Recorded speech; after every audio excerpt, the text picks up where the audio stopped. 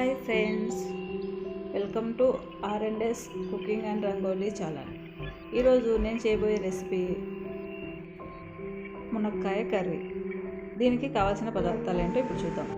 కడిగి కట్ చేసి పెట్టుకున్న మునక్కాడ ముక్కలు, టమాటా ముక్కలు, ఉల్లిపాయ ముక్కలు, కరివేపాకు, పల్లీలు, వెల్లుల్లి, కొబ్బరి పొడి, ధనియాల పొడి, కారం పొడి, ఉప్పు, పసుపు, ఆవాలు, జీలకర్ర, నూనె. ముందుగా గ్యాస్ ఆన్ చేసి కడాయి పెట్టి పల్లీలు వేసి మీడియం ఫ్లేమ్ మీద కలుపుతూ దూరగా వేయించుకోవాలి. ఈ లోపల ఒక కుక్కర్ తీసుకొని ముందుగా కడిగి పెట్టుకున్న మునక్కాడ ముక్కలు వేసి సరిపడా నీరు పోసి తగినంత ఉప్పు వేసి మూత పెట్టి ఒక విజిల్ వచ్చేంత వరకు ఉడకబెట్టుకోవాలి. ఈ వేగిన పల్లీలను ఒక గిన్నెలోకి తీసుకుందాం.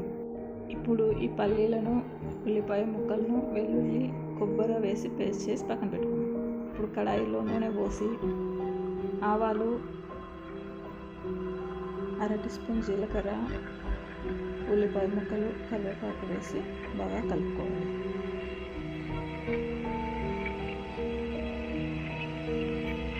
చూడండి, ఇలా దూరగా వచ్చేంత వరకు ఉప్పుకోవాలి.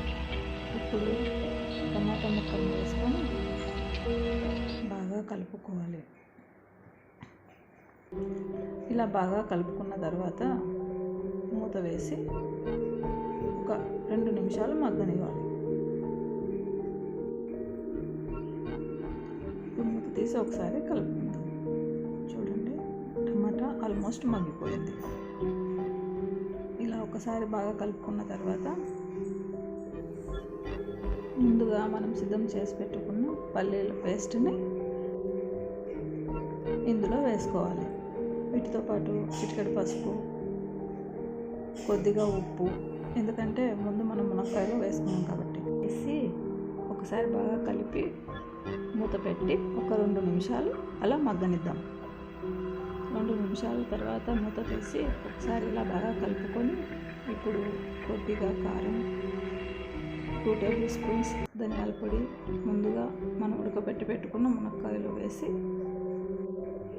ఒకసారి ఇలా కలుపుకొని మనకు ఇప్పుడు తగినన్ని నీళ్లు పోసుకోవాలి. నీళ్లు పోసిన తర్వాత ఒకసారి మళ్ళీ ఇలా కలుపుకొని ఒక 5 నిమిషాలు మూత పెట్టి ఉడకబెట్టుకోవాలి. ఇప్పుడు మూత తీసి ఒకసారి బాగా ఇలా కలుపుకొని చివరిగా కొత్తిమీర వేసి కలుపుకొని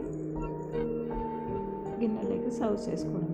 అంతే ఫ్రెండ్స్, ఎంతో టేస్టీ అయిన మునక్కాయ కర్రీ రెడీ.